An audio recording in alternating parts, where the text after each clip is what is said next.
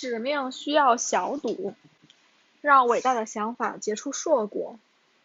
与萨贝蒂的相处让我相信，要找到一项不错的使命，你必须拥有职场资本。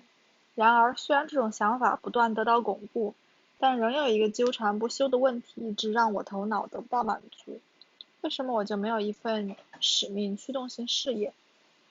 在见到萨贝蒂时，我拥有一个麻省理工学院计算机科学博士学位，并且以我的名字发表了20多篇经过同行评议的论文，在我的世界各地就自己工作发表各种演讲。换句话说，我已经积累到了职场资本，而且这些资本让我可以找到很多与我的技能相关的潜在使命。我甚至记下了这些头脑风暴式的想法，因为我总是随身携带一个笔记本。例如2011年3月13日，我所记录的一个想法是在工作上专注于一种刚刚出现的分布式算法理论，无限制的拓扑变化下通信图的算法研究。我写道，我可以全身心地发展这种理论，就像20世纪80年代初混沌理论早期支持者们那样，但是我还得回到那个纠缠不休的问题上去。虽然记了好几本的潜在使命，但我却不愿意投身于其中任何一个。然而不止我一个人不愿意付诸行动，许多有着大量职场资本的人都可以在工作中找到很多不同的潜在使命，但却很少有人围绕这些使命建立自己的事业。因此，想要运用好使命仅仅达到前沿似乎还不够。一旦拥有足够的资本并找到一项使命，你必须还得搞清楚如何将使命付诸实际。如果没有一种可靠的策略来实现从想法到执行的跨越，那么你可能干脆连跨越都不跨了。就像我和其他很多人一样，本章以及下一章研究的都是那些成功实现跨越的人。我的目标是找到一些可以让伟大的想法结出硕果的具体策略。我希望这些策略能够使记事本中那些使命不再只是单纯的想法，而是可以作为基础，进而发展成一项引人注目的事业。我的第一位主人公是一位颇有自信的年轻考古学家，来自克萨斯州东南的一个小镇。他找到了一套系统的策略，从而在这一循规蹈矩而著称的领域里，将一项大胆的使命付诸实践。美国宝藏。我是在收看探索频道时第一次知道了科克·弗伦奇。在一段广告时间里，我看到一则关于频道最新节目的预告片，叫《美国宝藏》。片中2个年轻的考古学家穿着牛仔裤和破旧的工作衫，开着一辆老旧的福特，去美国偏远地区帮助人们鉴别他们家祖传历史价值。这2个主持人是考古学家科克·弗伦奇和贾森·德莱昂。他们看起来很招摇，干劲十足，并且非常喜欢自己的工作。这个节目很像古董巡回秀，只不过多了很多酒精和脏火。我录下了它的第1集。这一集开始不久，弗伦奇和德莱昂来到了德克萨斯东部的平原地区。他们顺着土路找到了一处破败的宅子。此行的目的是鉴定一件衣服的真伪，而这件衣服据说是美国著名的雌雄大盗邦尼和克莱德中的克莱德巴罗穿过的。考古学家们只用了30秒就证明这个说法不靠谱，因为那个年代的衣服上不会有中国制造标签。不过这并不会打消他们的热情。你的祖上犯过私酒？弗伦奇问道。对，衣服的主人。莱斯利拉着长调回答道，来，倒点私酒尝尝。不一会儿，1罐酒就弄好了。莱斯利一边往小玻璃瓶里倒酒，一边提醒说：别问酒精度数，知道你就不喝了。弗伦奇和德莱昂坐在2个木墩上，喝着私酒聊着天。四周是德东部的荒芜景象，看起来他们过得很开心。我沉醉了。想理解美国宝藏的吸引力，你必须了解一下它所处的竞争环境。那个时候，电视上充斥着各种垃圾换钱类游戏。例如，在历史频道的典当之星节目中，来自拉斯维加斯的典当行人员在跟囊中羞涩的人讨价还价，试图从他们手中以低价买入价值的宝贝。再如探索频道的拍卖之王节目讲的是亚特兰大一家拍卖行的种种奇遇，而其网站上的感叹号使用数量明显比苏富比之类的拍卖行广告要多得多。当然，另一个特点鲜明的节目是同属探索频道的美国破烂王。这一节目关注的也是一堆收购别人财物的人马，只不过这群人不是坐在店铺里，而是开着一辆货车四处淘便宜货。除了这几个，还有2个节目也很有特点，探索频道的仓储挖宝王和历史频道的仓库淘宝大战。他们都非常热衷于在拍卖会上收购废置的仓库用品，这个话题似乎值得挖掘。搞得一季完了还有好多季，这样的节目永远不会让我感兴趣，但美国宝藏中某些东西却引起了我的注意。抛开节目名称不谈，我认为它吸引我的地方在于，这2个主持人的目的不仅仅是想上电视。一方面，他们的专职工作不是电视主持人，而是大学里的考古学家，因此探索频道必须买断他们1学期的教学任务，这样才可以参加第1季节目的录制。另一方面，这个节目中没有现金交易，给文物贴上价格标签，这与考古学的使命相悖。而且佛伦奇和德莱昂也拒绝在节目中这样做。相反，这2位主持人的动力似乎来自这样一种理念，他们是在让大众了解现代考古学的真实情况，这才是他们的使命。在第1集中，他们抿着德州东部的烈酒，脸上洋溢着笑容。这样看来，追求这项使命让他们得到了极大的快乐。大约在我开始质疑自己为什么没有一项使命驱动型事业时，我见到了萨贝斯。与他会面不久，我就想起了佛伦奇和德莱昂。我意识到他们的案例完美地说明了如何跨越想法和实际之间的鸿沟。从字面上来看，向广大观众普及考古学，并且从中得到快乐，这项使命听起来不错。但是在职业生涯里，真正投身于这项使命，这样做的前景并不乐观。特别是对于一个刚刚读完研究生，想在传统的学术领域出名的人来说，我给佛伦奇打了电话，想知道他用了什么招数，才从容地完成了这个跨越。足不出户的考古学家，认识佛伦奇的人都不会说他是个无聊的人。不时赢得了2004年大选后，他对我说我有些失落，于是我变卖了所有财产，搬到了林子里。他所说的林子是指一处6万平方米的旧农场，离他当时研读的宾州州立大学校区仅有20分钟车程。他一边过着自己的隐居生活，一边决定在一个苹果园里用木头搭建一个舞台，并组织一场音乐节。这个音乐节自然被命名为克克音乐节。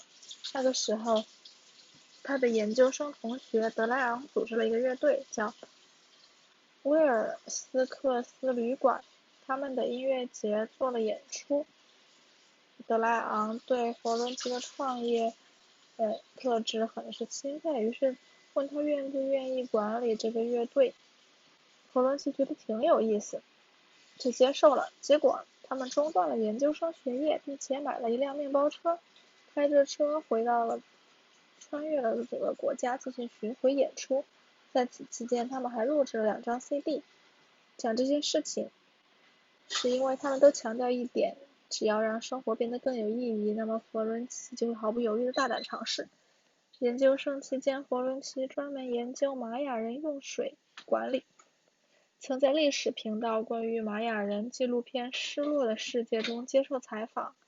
他总是在寻找有创意的渠道来解释能量，因此这份经历让他坚定了一项事业上的潜在使命，向广大观众普及现代考古学。获得博士学位后，他继续从事博士后工作。从此，他开始沿着这个方向探索。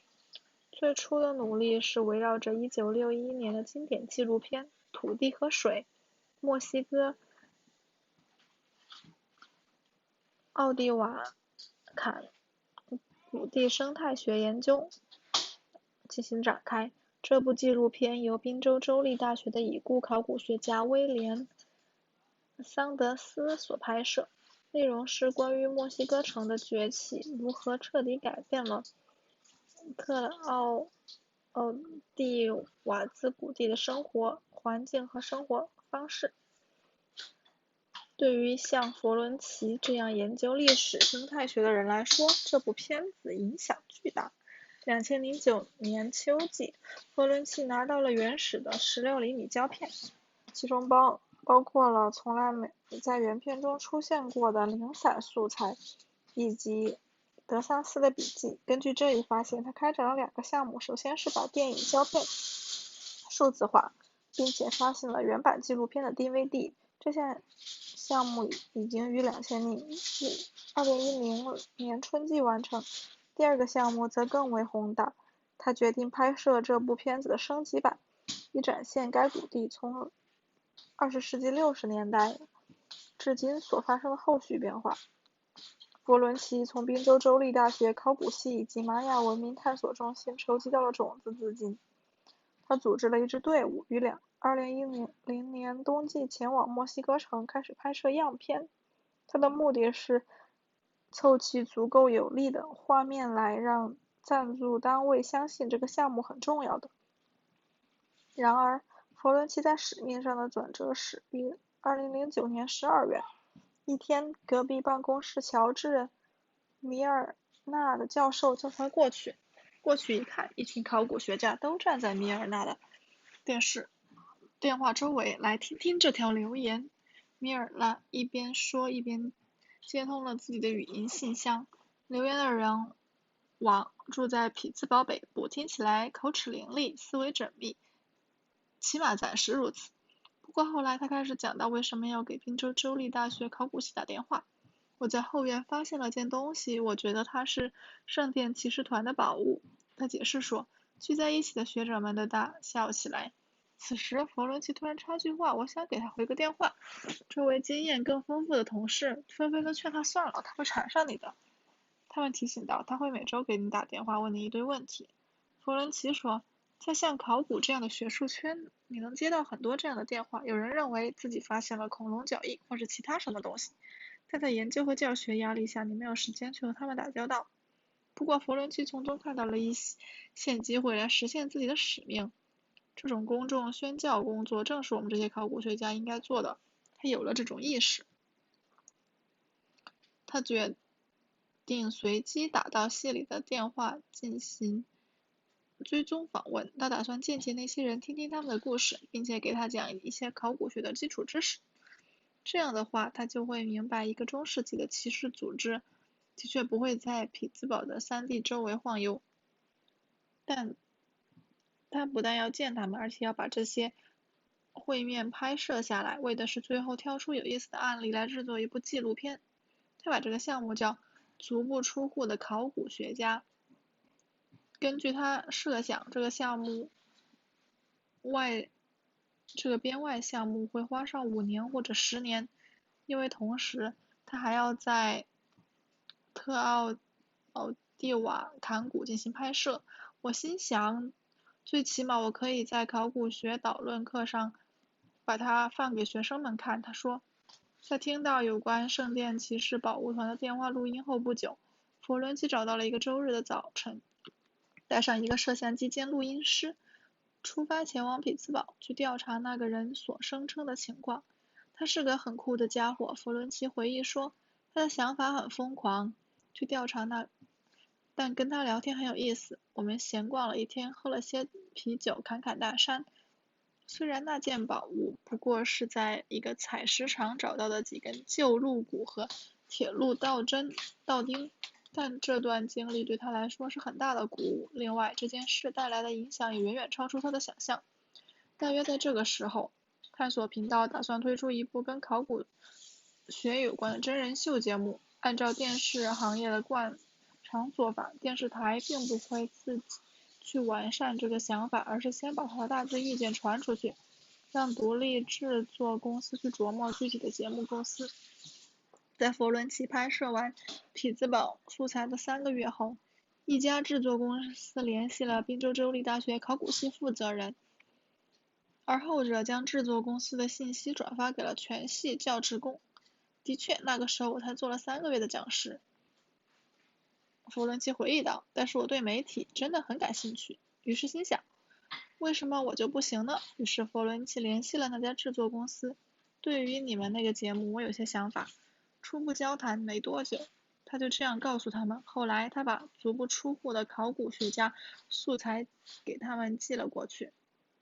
制作公司很喜欢他的想法，也很喜欢弗伦奇这个人。他们重新拍摄了他探访圣殿骑士宝物的过程，并且把录像带分别寄给了探索频道和历史频道，后者同意出钱拍一部试播集，而前者说去他的试播集我们拍上个8集。他们让弗伦奇找个主持搭档，而他只给了一个人的名字，那就是他好朋友德莱昂。德莱昂也刚从宾州州立大学毕业，在密西根大学做助理教授。他们让探索频道买断2个人当年秋季的教学任务，然后出发拍摄第1期节目，也就是后来的美国宝藏。善用小赌。弗伦奇的使命是普及考古学，他想以此来创造一种激动人心的生活，而主持美国宝藏这项使命变成了现实。那么问题来了，他是如何从一个笼统的概念到具体行动的跨越呢？据我所知，弗伦奇通往美国宝藏的道路是循序渐进的。他也不是莫名其妙就想到主持一个电视节目，然后回头再去完成这个理想。相反，他是从最初自己的使命出发，通过一系列小的探索步骤不断向前推进。例如，他在意外得到土地和水的旧胶片时，决定把它的数字化并制作成 DVD。在迈出这一小步之后，他又迈出了稍大的一步，筹集资金，探索性的拍摄该纪录片的新版本。后来他听到了乔治·米尔纳放在海留言机录音，从而迈出了另外一小步，启动足不出户的考古学家项目。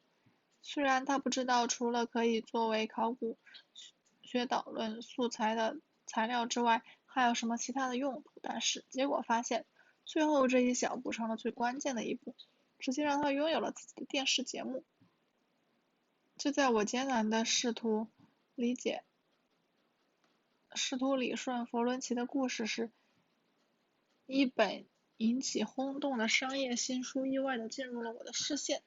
书名叫《小赌大胜》，是由前风险投资家彼得·西姆斯所著。西姆斯研究了各种成功的创新人物，如乔布斯、克里斯·洛克以及佛克兰·盖里，以及很多创新型公司，如亚马逊和皮克斯，并且从中发现了一条普遍适用的策略。他们没有想到一定要以一项伟大的创意开始，或者事先做好全盘规划，他写道。相反，他们通过一系列有条不紊的小赌，探索出了一个大致不错的方向，并且从大量的小失误以及那些意义重大的小的成功中汲取关键信息。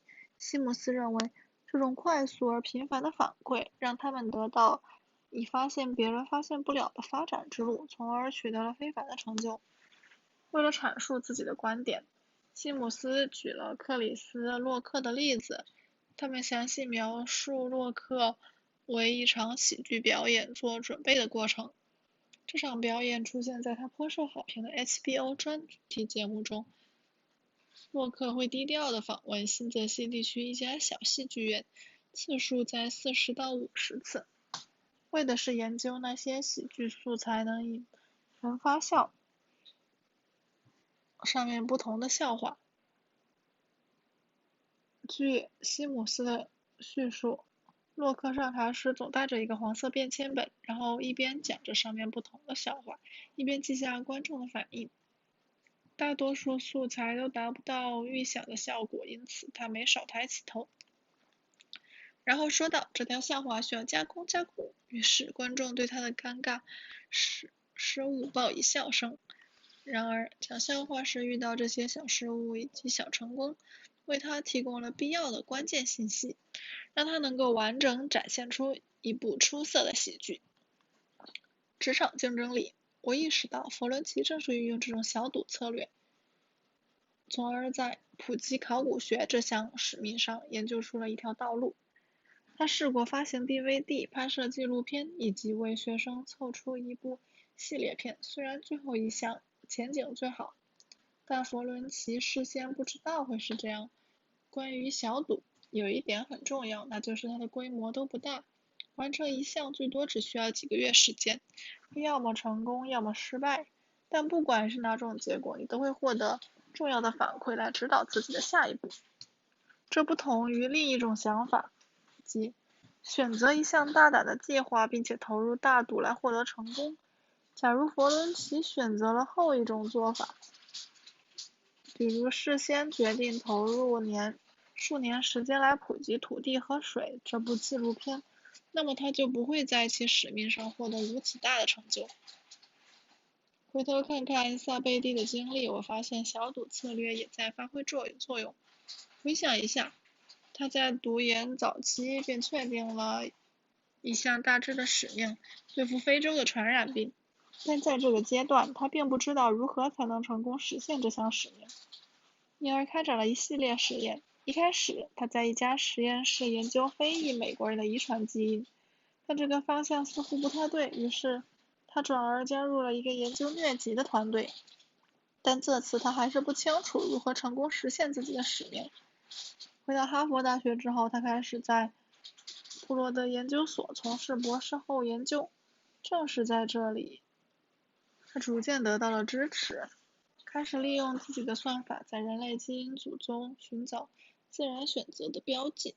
结果证明，在他所下的一连串赌注中，最后一注赢得最多，也成了他毕生的职业追求。正是这种试探性而非大胆的做法，让他得以把一项笼统的使命转化为实实在在的成功。让我们花点时间整理一下有关使命的内容。在上一章中，我举了萨贝蒂的例子，强调首先要有职场资本，然后才能找到一项实现的职业使命。无论你对使命的设想有多好，也不意味着你能成功的实现它。基于这一点，我们在本章研究弗伦奇的人生，为的是更好地理解如何实现从找到一项现实使命到成功将其变为现实的跨越。我们发现小赌很重要，为了让成功的可能性最大化，你应该运用小而具体的试探来获得实实在在的反馈。对于洛克来说，小赌也许是给观众讲个笑话，然后看看他们笑不笑。而对弗伦奇来说，他可能是制作一部纪录片的样片，然后看能否吸引到资金支持。通过这些小赌，你可以围绕一项笼统的使命，探索出具体的实现途径，从而找到最可能获得优秀成果的方法。如果说职场资本能够让人找到一项有吸引力的使命，那么正是小赌策略让这项使命的成功实现成为可能。想要运用好使命方面的职业发展手段，你需要两者兼顾。然而，在下一章你将了解到，这还不是使命的全部方面。